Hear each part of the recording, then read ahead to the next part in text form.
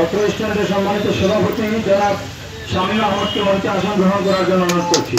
মঞ্চে আসন গ্রহণ করার জন্য অনুরোধ করছি শ্রমিক নেতা অত্র স্ট্যান্ডের সম্মানিত সাধারণ সম্পাদক আলী হায়দার খান জহিরকে মঞ্চে আসন গ্রহণ করার জন্য অনুরোধ করছি।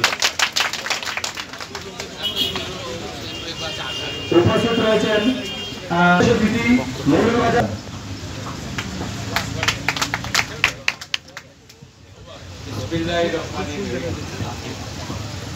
আসনের সম্মানিত সমজেলা চেয়ারম্যান সহ আপনারা সবাই সেটাকে বাস্তবায়ন করার জন্য আগামী 25 তারিখে যে পদ্মা সেতু উদ্বোধন করা হবে, এটা দেশের নিজস্ব অর্থায়নের সেই পদ্মা সেতু আমাদের এই বাস মালিকরা সব মিলিয়া মিটিংয়ে আলোচনার পরে তার অত্যন্ত কষ্টের বিনিময়ে আমরা আজকে এই বাস টার্মিনালটা পাইছি। আমরা এই টার্মিনাল হওয়াতে অনেক যানজট নিরসন হবে, এখানে যানজট থাকবে না।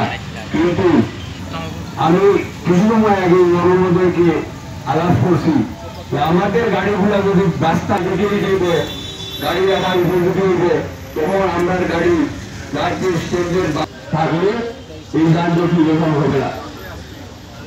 আমি যে বিষয়টা বলতে চাইছি যে এই আওয়ামী লীগের বিরুদ্ধে আমরা এই টার্মিনালটা পাইছি, এতে আমাদের বাদবাকি রাতে গাড়ি উঠে যায়, গাড়ি রাখা সম্ভব নয়। পাশে একটা ড্রেন আছে, পার্শ্ববর্তী একটা বাইপাস রোড আছে, এদিকে আমরা গাড়ি নেওয়ার কোনো দরকার নাই, প্রয়োজন নাই।